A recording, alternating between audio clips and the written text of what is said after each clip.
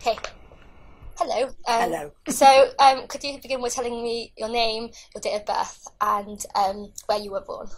Do you know my name? I mean, what would you like to call me? Mimi Yeah, or like, yeah? yeah, how old Okay, you need to fine. be. Right. Yeah. So, what Yeah. was your? And I've forgotten which of you is which. Which one are you? I'm Izzy. You're Izzy I'm and Zoe. you're Zoe. Zoe. Yeah. Right. So where were you born?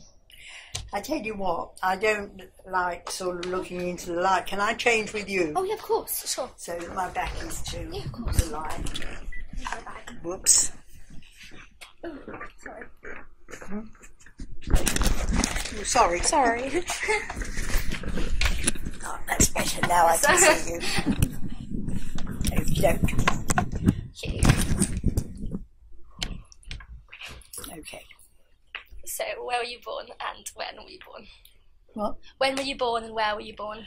Hold on. 15/6/27. That's 15th of June 1927. Where are you born? Where? In Yes. London. Which part of London? Bow. Mile End, actually. Now, in fact, I was born in the house where we lived, where my mother lived. What sort of area was it? Was it poor or? It was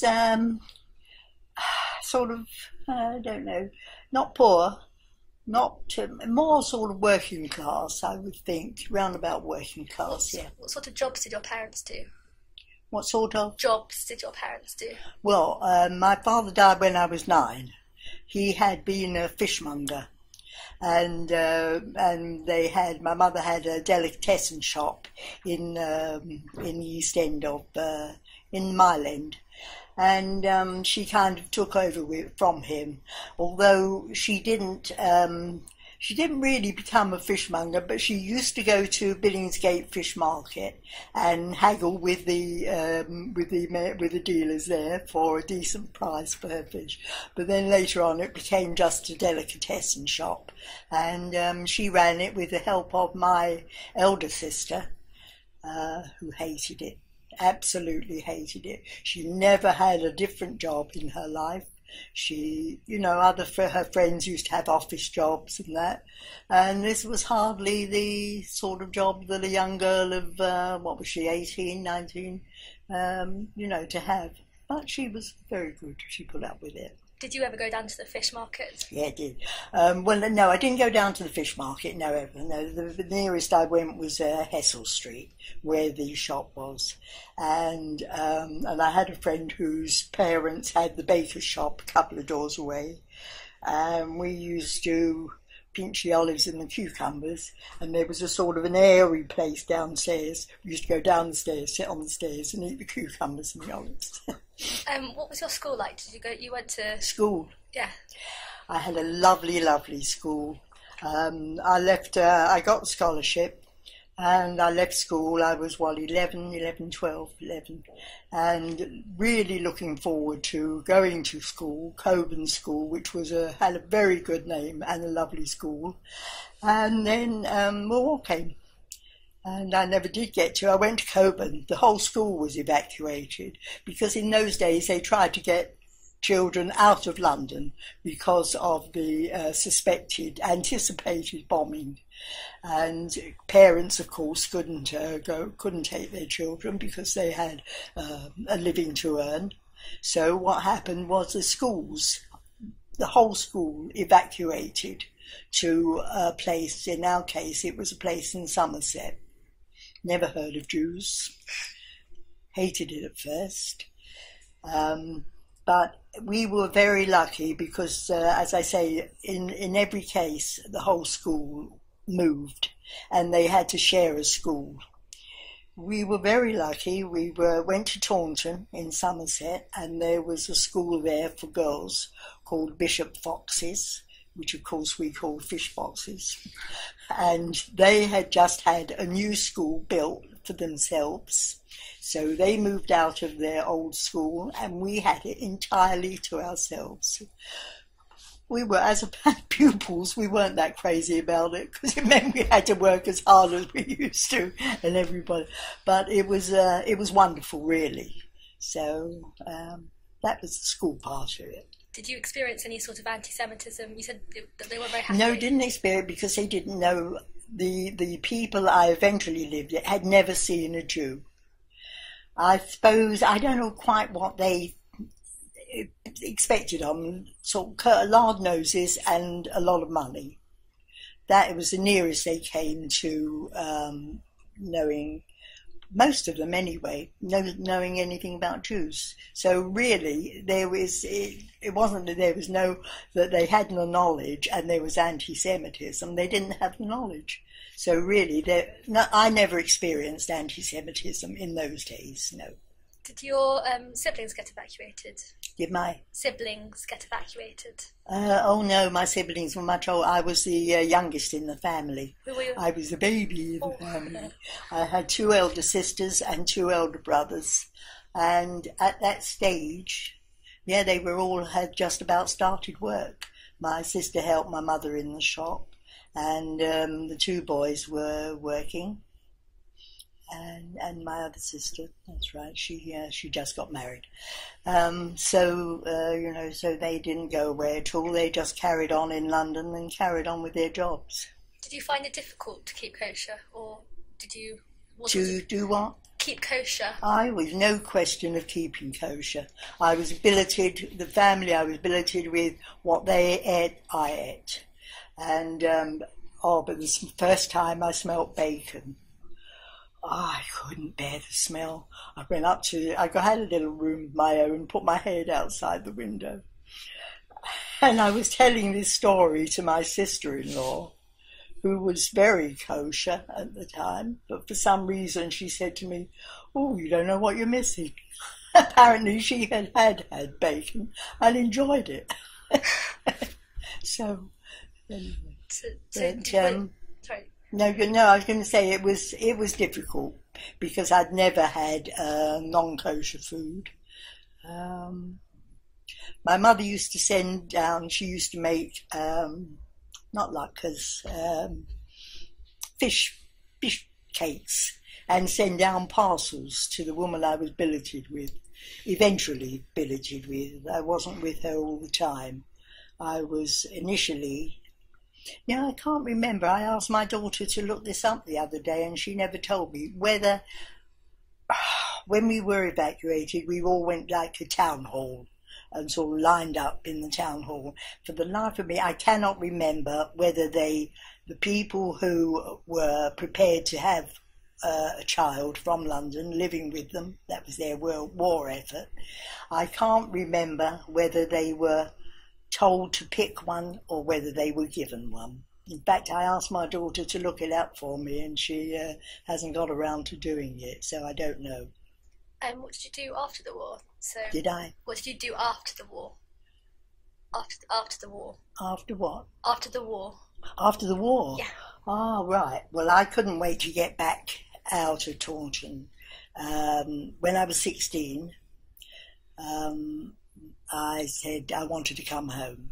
My mother wrote to the headmistress as such, and she said she had a lovely letter from the headmistress who said she thought my mother was making a mistake. It was good for the children to be out of danger and out of London, and she suggested that perhaps my mother should let me stay on a bit longer. But luckily I was more persuasive than the headmistress, and I came home as soon as I could, and I was 16 then. So what did you do then?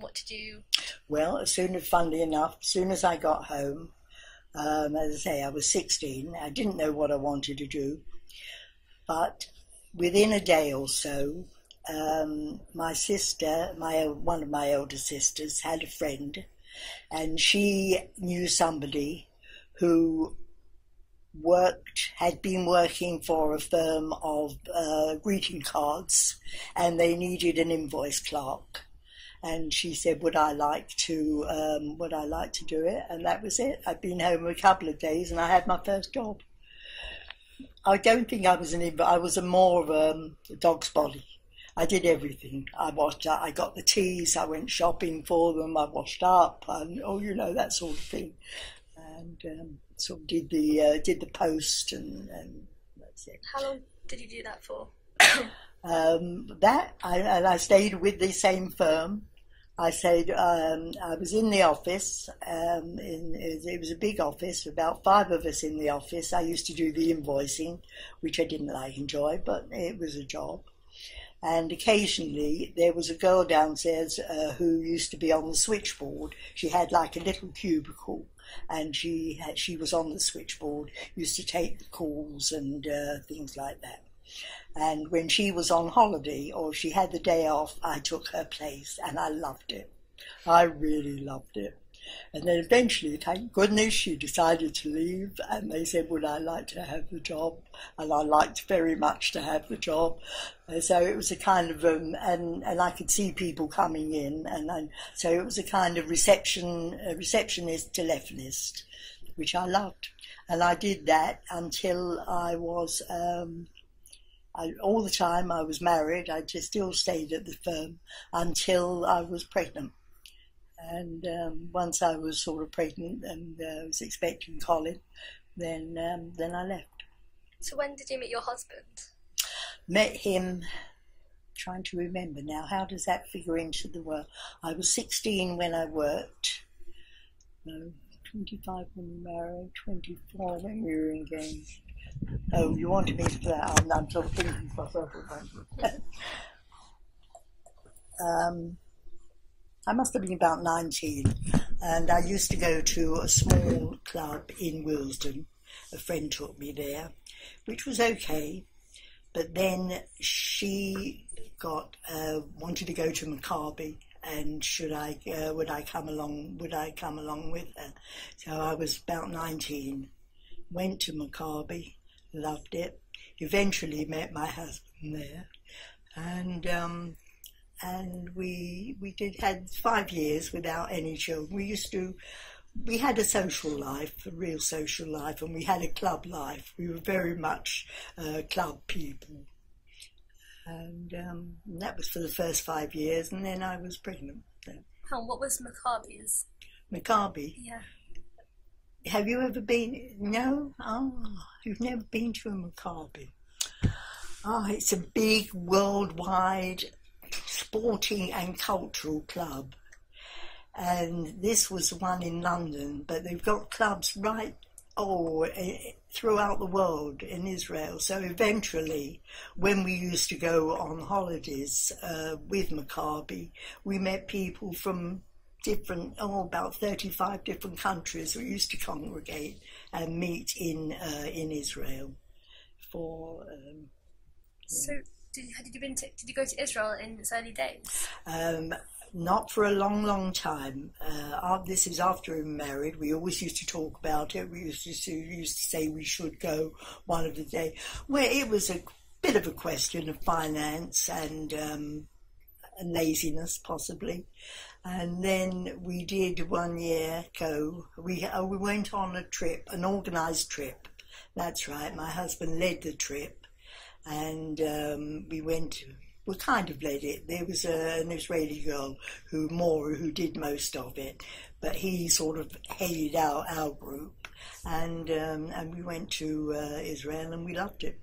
And after that, we went as often, and of course, Colin had lived in Israel for a long time, and we used to go to see him. And after that, we used to go at least once, and probably twice a year. So. Do you remember anything about what it was like, and what year did you go to the first time? What first when I first went to Israel? Hang on, if I was, what did I say I was, 25? So, born in 27, so 25, 52? No, 25. What's 25 and 27? 25, 50. 53. So bloody ridiculous. 25. 52. 25. 52. How many? 52. No, 25 twice is 50, and 52 years. What am I trying to work out in the first place? For you, you want to. When I first saw Israel, we went to Israel.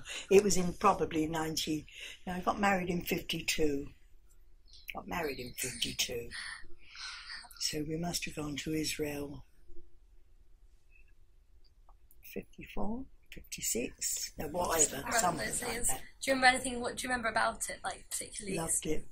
I remember somebody saying, people used to say, "Oh, first time I sort of, I knelt down and kissed the ground." Didn't quite go as far as that, but it was a wonderful, wonderful feeling. The whole thing, always, every time we went after that, we went a lot. And we used to go in May or in October, which were wonderful months. And we could come off, they used to come and pick us up off the plane, say 5 o'clock in the morning. And you stepped off the plane and you smelt it, and you could smell the warmth and the tobacco smell, which was a lovely sort of, depend who was smoking it. It was so wonderful to get off the plane and know that we were in Israel. And as I say, after that we went every year, sometimes twice a year. Whereabouts did you go? Whereabouts did you go? Well, most of it we stayed there. There's Maccabi has a sort of originally it was for students, and it was very ordinary. They slept sort of more or less in houses or something wherever they could. But eventually they built like what they called a kafar hamakabir, and it was very old and very. Eventually they built a very swish one, which I hadn't even seen yet, but I've still got it. I understand that's wonderful. But it was just something. We ordinary dormitories, or if we were married, small rooms. But it was lovely. The whole thing was lovely. The smell of it was lovely. The warmth of it was lovely. And so we used to go about, and that was called the Kafar HaMakkabir, and we used to go at least once a year. Yeah. What sort of thing did your husband do? What work? What work, yeah. He had, when we were first married, no, it was a tailor and cutter. Or something like that. But eventually he did. He had a shop in the London Silver Vaults. Have you ever been there? No. It's sort of below ground, and it's complete long big vault, 2 corridors. Each corridor on either side were shops of mostly selling new and second-hand silver. Some did sort of pottery things, but mostly it was silver. And he went to work for his cousin. They were looking for somebody to work, and he went to work for his cousin. And then when he retired and his wife took over, Sam went to work for her and gradually kind of learned the business and managed to pay off. So he became a partner. And eventually, I think she let him have it, and so he owned this silver vault in Chancery Lane.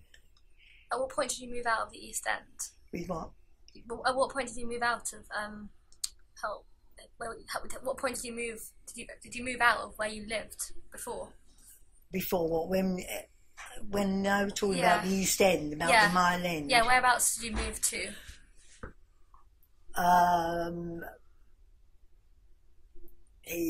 The little house that my mother had was requisitioned by the government.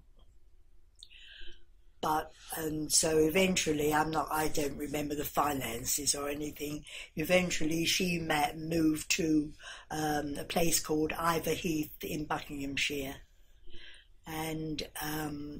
And she lived there. Well, of course, I was in Taunton being evacuated, but when I came home on holiday, then I lived in Ivor Heath, which was in Buckinghamshire.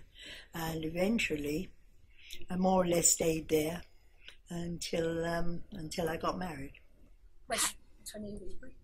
How do you feel being evacuated affected the relationship you had with different family members? With whom? With like the people, my family. Yeah. Oh, I don't know how they felt. I hated it. I couldn't believe it. I mean, here was I, the baby of the family. I had 2 older brothers, 2 older sisters, and I couldn't believe that they were sending me away. Didn't want to go at all.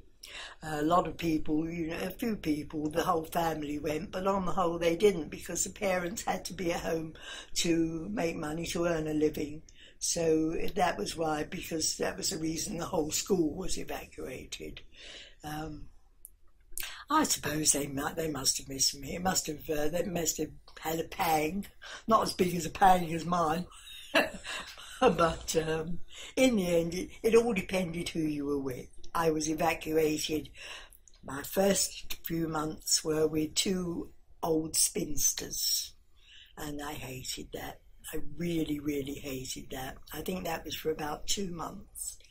And then, I don't know how it came about, but I was transferred to a very nice family couple, a young couple, middle-aged couple with a young son, a baby son, and I lived with them until the end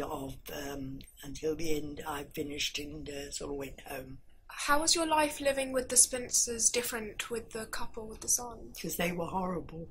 And this new family were lovely. How were they horrible? I don't know. Maybe they weren't. Maybe that's just the way I remember it. I mean, here was I taken from the bosom of my family and stuck here, who never had children, never had a child staying with them, knew nothing about Jews, knew very little about children, and it must have been very hard for them as well. So, but as I say, then for some reason I was transferred to this other couple, and that was very nice. Did you actually feel that when you went home, did you feel that you felt different with your family when you came home because you'd been evacuated? No, I picked up very easily. As I say, it was only during the holidays. Occasionally, my mother would come down to Taunton and just be there sort of overnight to see me and bring a parcel of food for the people, because but most of the time, if it was a holiday, I went home to Iverheath. Did you ever consider going in a higher education or going to university? Going into university? No, I never had the opportunity. Those days, I probably didn't want to.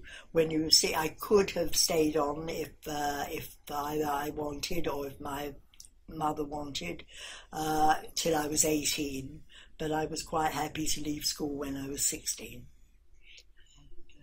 Although my headmistress wrote to my mother and said she thought she was very silly, I should continue my education until I was 18.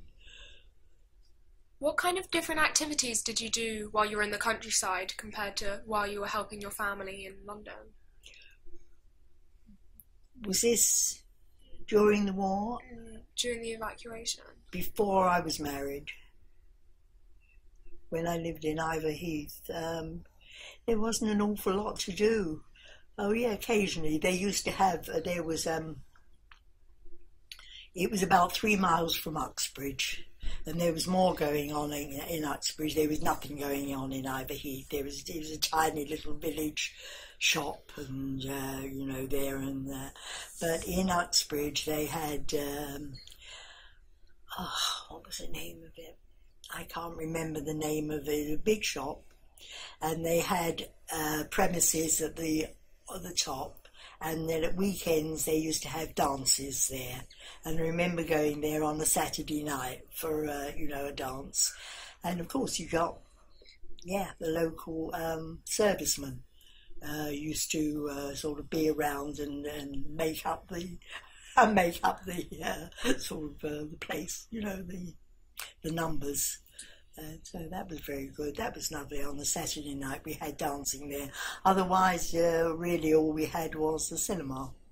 What sort of things did you see? Can you remember any of the films you saw? Oh, I know my mother used to. She was a great cinema goer. She, as I say, she had this delicatessen, and she was bringing out, she what they call single parents these days. For her, it was just a way of life. All right. To be honest, the youngest, apart from me, the youngest was already at work, but she used to be at the shop, She used to go home. She used to I remember on a Friday night, she used to make Shabbos. She used to do everything, so all the cooking for the whole of Shabbos, for the Friday night, clean the flat, clean the house. She had a house then, and then do all this very quickly. And then about 5 o'clock, she would take herself into Uxbridge and she would go to the pictures. She loved the cinema. She absolutely loved it. She always had cinema books, which at one stage I had, but I haven't anymore. So that was what she did, and then I saw pretty well. Oh, and then of course once I started work and got friendly with Jackie, then I used to go to clubs like Maccabi eventually, but other sort of clubs at first. Can you remember any sort of specific films you enjoyed? Did what? Do you remember any specific films that you saw that you loved? The good old Gone with the Wind. That was we couldn't. My sister took me to see it, and we didn't. There was only standing room because all the seats had been taken. It was so popular, and I stood throughout the whole of Gone with the Wind. What does it take? About 4 hours now, something like that. Didn't notice the standing at all. I loved it. Oh, how we loved it. And they had lovely films then, and you mostly saw 2 full films in one sitting. You know, a lot of people stayed on and saw it all over again, but I think once was enough for me. Are there any more sort of memories, like particular memories you have of childhood in the East End? Of having? Of your childhood in the East End? No, funnily enough, I haven't. Now, my husband, he died a couple of years ago. He could remember things that happened when he was 3. Not me. I think my oldest memory is from when I was about 10, I think. No, he remembered everything, so I don't remember an awful lot. My main memories were when I was about to go to Coburn, and then the war came, and I couldn't. Do you remember VE Day? Did you see VE Day? Did I see what? VE Day. VE Day? Yeah. Yeah, because we were in Ivor Heath by then. There was VJ Day at first, but that didn't count. VE Day, yes. Oh, and we had a street party. We lived in Ivor Heath, Buckinghamshire, and then we had all the neighbours sort of gathered together, and we had, the whole street was a party. That was lovely. Yeah, neighbours that you'd hardly spoken to before, suddenly became bosom friends. How religious was your family? Religious? Yeah. My mother was extremely orthodox, and my elder brother was extremely orthodox. Then came my older sister, who sort of, did everything. Then the younger sister, who did a little bit less. Then my younger brother. And it's all, as it got, it all became less and less. Joe probably did less, and I probably did less. Mainly because that was it. That was the way I lived. If I had lived at home, if I hadn't been evacuated, I probably would have been far more orthodox, because my mother was and my older brother was. But with the war and everything, I wasn't. Had your family always been originated from London, or were they in the past from somewhere else? Oh, no, my mother came from Russia. She was a little place called, it's the only one I ever remember, a little place called Grobna Gabania. And somebody once said to me, "How do you spell it?" I said, "I've no idea." That's where she came from. My father came from Poland, but I have no idea where in Poland. They met when they both came to England. They were married when they were very young. I think my mother was only she was about 17 when she met him, but about 19 maybe when they got married. Do you feel that the culture of either countries was kind of integrated into your childhood, or was it quite a purely British childhood you had when you were living with your family? Was it?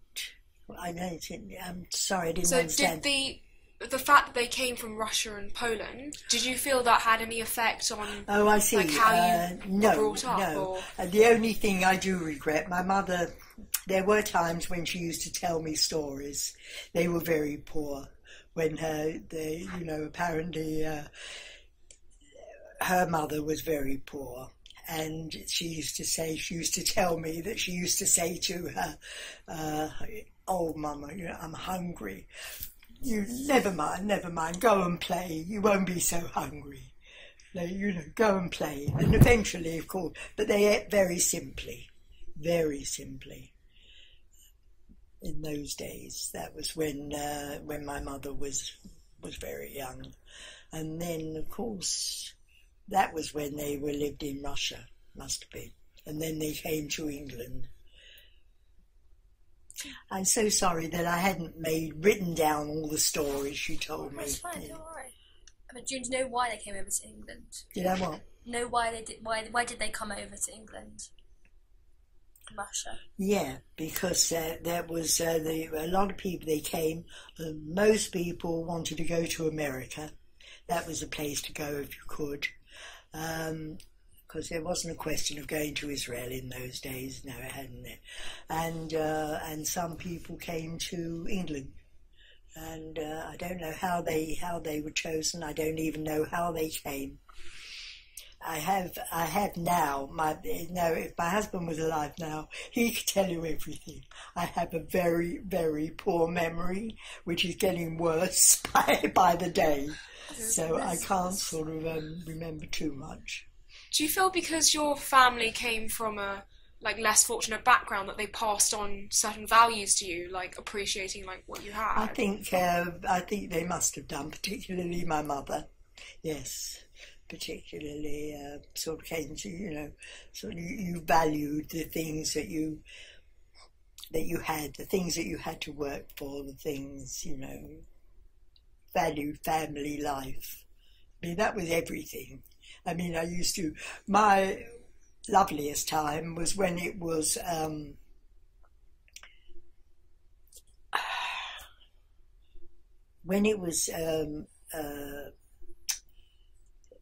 Yom Tov.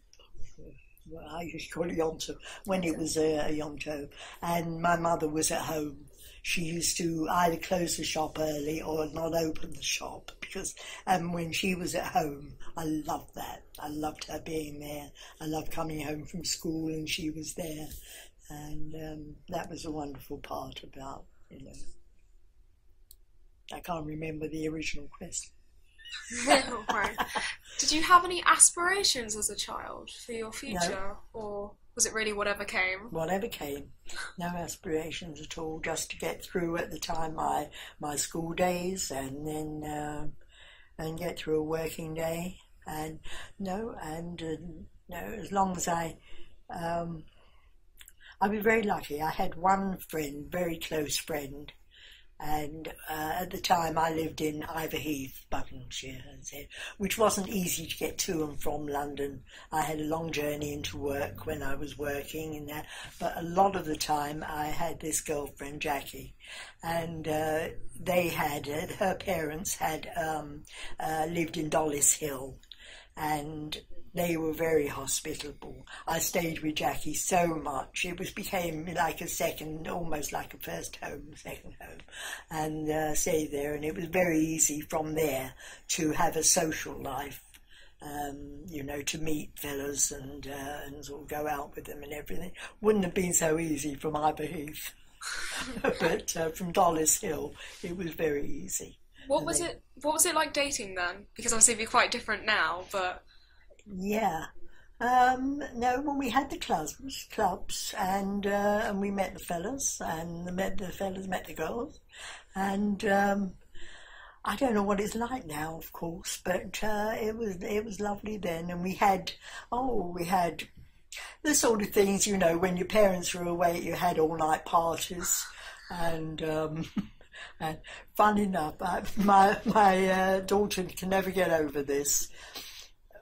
When my friends' parents were off for the night or something, we always used to have a party.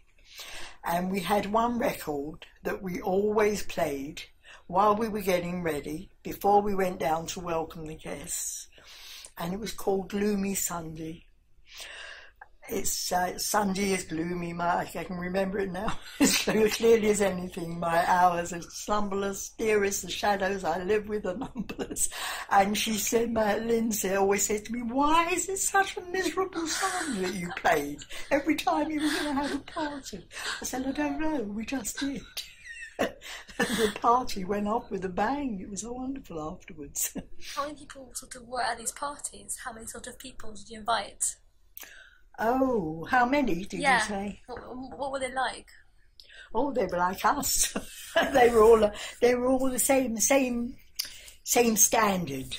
Same standard of orthodoxy. Same standard of everything, of education and everything.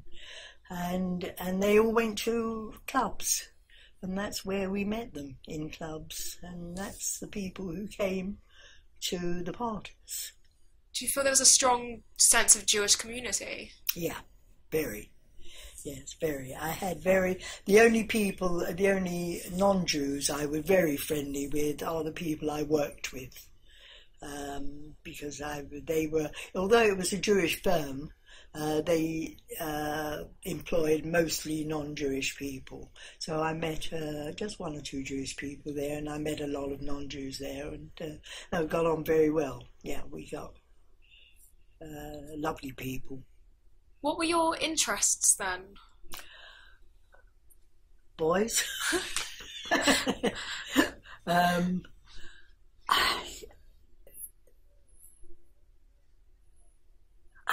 So cinema, dancing,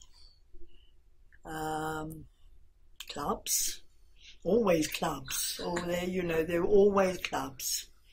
And particularly after I met my husband, obviously, we went to the same sort of club. I think we knew each other for a year, and then we were engaged for another year, and then we were married. And then, your parents approved of him? Oh, it was only my mother. Don't forget, my father died when I was 9. That's okay. But your siblings as well. Yes. Oh, yes. He used to. He had an old banger of a car. I used to sit in there and hold the front door closed, the passenger door, with a bit of string. Because it was very first car, and it was a real old banger. And he used to drive. How we managed in one time to get to Ivor Heath in that car, I don't know. But listen, my mother, what's not to approve? He was Jewish, came from a nice family, so what's not to approve? What kind of dancing did you do when you went to the clubs? Ballroom dancing. Yeah. In fact, my sister and I, she was a bit older than I was, we once, she got a free ticket, a free lesson from a sort of an Arthur Murray club. Have you ever heard of Arthur Murray? Arthur Murray taught me dancing in a hurry. They used to have dancing classes, and she won an evening of it. So she said, I can't go on my own, come with me. So I did, and we loved it. They used to have, not gigolos exactly, but dancing partners. A couple of women for the men and a couple of men for the women. And they were brilliant dancers, and we loved dancing, ballroom dancing. And so we used to do that once or twice a week.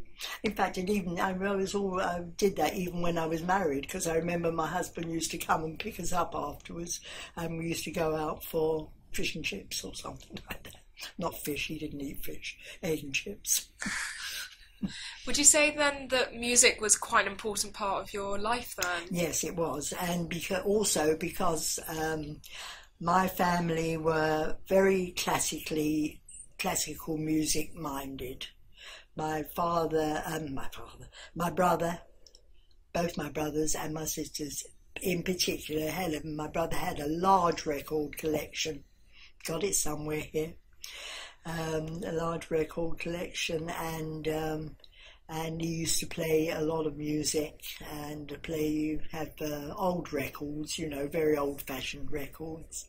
And I remember we lived in Ivor Heath, and Uxbridge was a quarter of an hour away, and I once walked with him because he wouldn't, he was orthodox and he wouldn't go by car or bus.